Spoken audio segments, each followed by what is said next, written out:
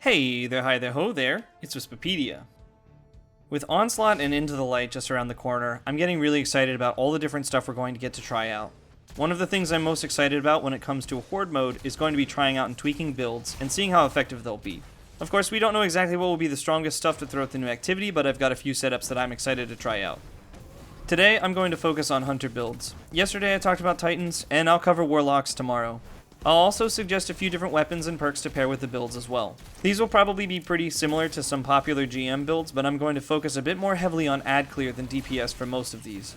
I'm also going to try to avoid overly obvious setups like Solar Warlock with a Well and Phoenix Protocol. Everyone knows Well is going to be a must-have. We're going to try to think a little outside the box. Most of these will also be pretty versatile, so you can swap out aspects, fragments, and mods to your heart's content. Also, the weapons you use will depend a lot on what kind of champions are in Onslaught. Some flexibility will be necessary there. Alright, let's get started. I'm going to start here because the Strand Build is really the only one that uses the seasonal mods. The second build doesn't really utilize the seasonal mods, but it's still fun in its own right. Anyway, we're going to be using Kindling Trigger and Flint Striker again. Kindling Trigger allows solar weapons to apply scorch damage while radiant, and Flint Striker gives you radiant after landing solar precision hits or getting rapid solar final blows. Also, since this is a Strand build, we will be using Unraveling Orbs, which grants Unraveling rounds to Strand weapons when you pick up an Orb of Power. We'll also use Horde Shuttle, which will occasionally spawn a Threadling when you damage an unraveled target with a weapon. We will be using this in our Strand Solar build. Let's get started there. The goal for this build is to play into the Threadlings, Unraveling Rounds, Tangles, and the Whirling Maelstrom aspect. The main exotic here is 6th Coyote. The extra dodge is really helpful, and it basically just means you'll always have a dodge of some kind up. You'll also want to try to build your stats towards mobility as much as possible. I love the Whirling Maelstrom setup as it provides a ton of passive damage. These little Beyblades are so much fun, and they do so much damage, even in high-end PvP. For the abilities, first we'll use Marksman's Dodge, because it has a much faster cooldown and because it reloads your weapon. It's a win-win. You could use Gambler's Dodge, but I feel like it's a little too risky in endgame PvE. It's your choice. I like the Strafe Jump in PvP, but I'll probably be running Triple Jump in PvE most of the time. We'll use Threaded Spike because we don't have another option, and it's really good at generating more tangles. And we are going to use the Threadling Grenade. You could use the Grapple as well, but we're already building into Threadlings anyway, so this will help give us more access to Threadlings overall. Grapple is nice because it will create a tangle if you land the Grapple melee and get a final blow with it. For aspects, I'm using Threaded Spectre and Whirling Maelstrom. I really enjoy throwing the Beyblades and letting them take care of trash mobs and deal passive damage to larger enemies. It's such a good aspect. Threaded Spectre is also really useful here because it does allow you to pop a decoy. This will be helpful in Onslaught as it will distract some enemies from focusing on the ADU. It also spawns Threadlings once it's destroyed, and you can even destroy it yourself if it looks like nothing's going to trigger the explosion. The fragments I'm using are Thread of Ascent, Thread of Evolution, Thread of Generation, and Thread of Continuity. Thread of Ascent not only reloads your weapon when you use a grenade, but it also gives us an extra 10 mobility. That keeps our dodge refilled. Thread of Evolution makes the Threadlings beefier and allows them to deal more damage. With as many Threadling sources as we have in this setup, I think this fragment is useful. Thread of Generation helps us to keep the grenades up more consistently. It does take away 10 discipline, but I think the trade-off is fine overall. Thread of Continuity just helps us keep Sever and Unravel up longer, which will help us generate more Tangles and Threadlings. For the mods, Harmonic Siphon is helpful and cheap. You'll probably be using a Strand weapon of some kind, so these are worth the space. I've got 2 Impact Induction mods on and a Momentum Transfer. Impact Induction gives you Grenade Energy when you land a powered melee, and Momentum Transfer gives you powered melee energy when you land grenade hits. This just helps keep your toolkit refreshed as much as possible. I usually equip reserves for whatever heavy I'm running, so it's solar for now. I have an Absolution mod, Invigoration, and Innervation mod so that I get energy back for abilities every time I pick up an orb. If you don't know, Absolution gives you energy for all abilities when you pick up an orb, Invigoration gives you melee energy, and Innervation gives you grenade energy when you pick up an orb. I also have 2 Bomber mods and a Distribution mod on. The Bomber mods give you grenade energy when you use your class ability. I'm trying to keep Threaded Spectres up as much as possible, so these are helpful. Distribution requires you to use the class ability near enemies, so it's really just there in case I get overwhelmed. Your mods are really focused here on keeping as many abilities up as often as possible. The Strand abilities are really strong for Hunter, so this provides a ton of variety. It's really fun, especially when weapons get involved. Let's cover those next. In my kinetic slot, I'm using a kept confidence with collective action here. Collective action is okay for this build because we're trying to throw as many tangles as possible. It's helpful, but it isn't required. There are also a lot of unstoppable champions in this lost sector, so I decided to bring the hand cannon. Champions will force you to use some different weapons, so keep that in mind. My energy slot is a heal clip Onslaught summoner that I picked up. It really helps me proc Flint Striker, and Onslaught is just silly for demolishing trash mobs. Summoner is fun and very strong. I highly recommend it. For the heavy slot, I'm using Dragon's Breath because I'm already leaning into the Strand Solar mix anyway. It's also very strong and fun to use. It's even better once you're Radiant, so you might want to hit a few precision hits first. I could also use a Strand Heavy like Marcato or Cataphract, but I'm still working on the Dragon's Breath catalyst, so here I am. Some perks you want to look for sure are Slice, Hatchling, Incandescent, Demolitionist, or Pugilist.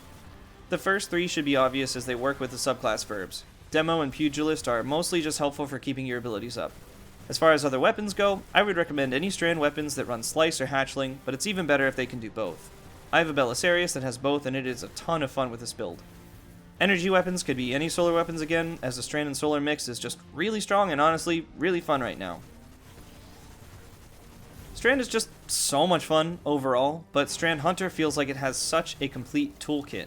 It also feels like a jack of all trades that really shines in its maneuverability, and this is no exception. This build is all about inflicting as many different kinds of Strand debuffs as you can, generating tangles and threadlings, and promoting chaos as much as possible. It's really strong and deals a lot of passive damage, so you can focus on staying alive and distracting enemies.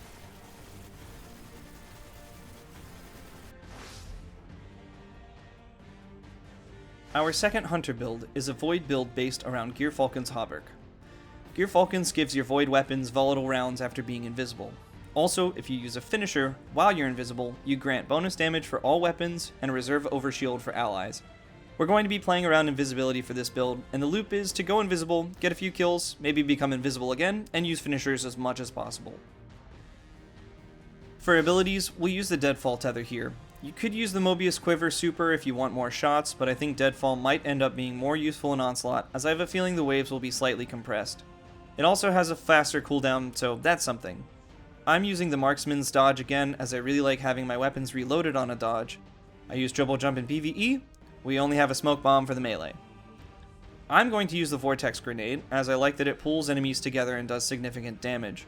We're going to be using a few things that spread Void debuffs to enemies, and this build will rely on those a bit, so grouping the enemies up can be extremely helpful.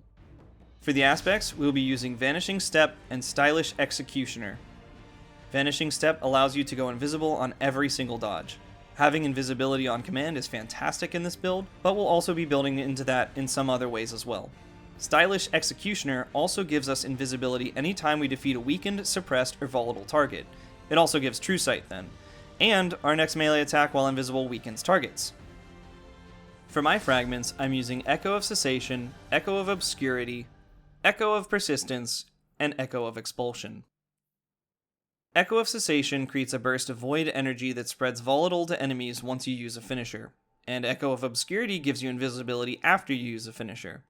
Gearfalcon's gives your weapons a damage boost when you use a finisher while invisible too, and when you come out of invisibility, your void weapons will gain volatile rounds. Echo of Persistence gives invisibility and increased duration, which is nice. It does take 10 mobility though, which is sort of a bummer. Echo of Expulsion, though, makes enemies that you defeat with Void abilities explode, which is great since you'll be using a bunch of your abilities to spread Void debuffs anyway. For mods, I have a Heavy Ammo Finder and 2 Harmonic Siphon mods on. It's good to stay stocked up on Heavy, and the Harmonic Siphons will help keep abilities up. I also have a Momentum Transfer, Impact Induction, and Bolstering Detonation mod equipped.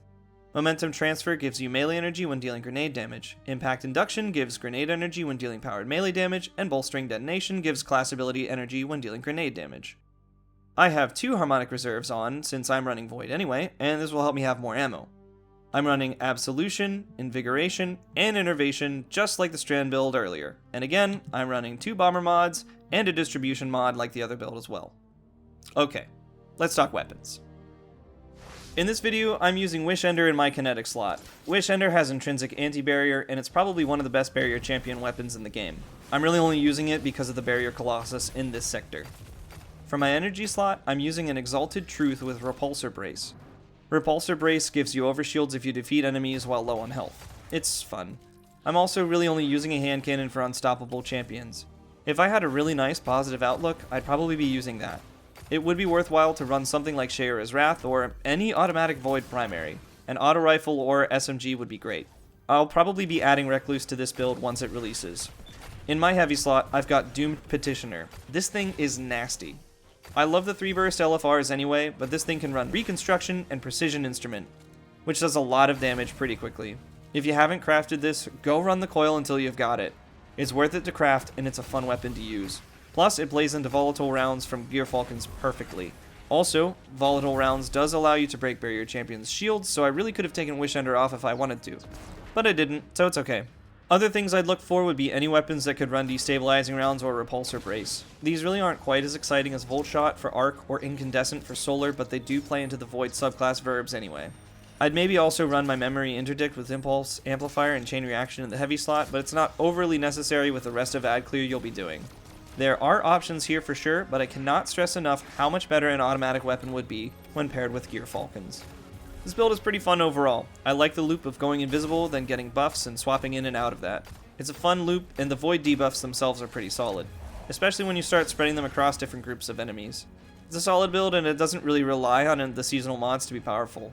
Next time we get Void mods on the seasonal artifact, it'll be pretty nice. So there you go, 2 Hunter builds for Onslaught. I hope you enjoyed this video and are looking forward to Onslaught as well. Yesterday, I shared a couple builds for Titans if you want to check those out, and Warlocks are up tomorrow. I'll see you soon. Hey, thanks for watching this video. I hope you enjoyed it. Tell me in the comments about what builds you're bringing to Onslaught and do the usual things. Like and sub. Follow me on Twitch to catch more of my Destiny stuff. Also, check out the Dojo Discord and my own personal Discord server, The Lantern. If you're looking for folks to play games with, I can't recommend a better community than these two. There are a bunch of lovely people there, and I've made a bunch of great friends who play a number of different games together. I definitely recommend checking us out. Thanks again for watching. Make sure you drink your water, get good sleep, and take care of yourselves. And I'll catch you next time.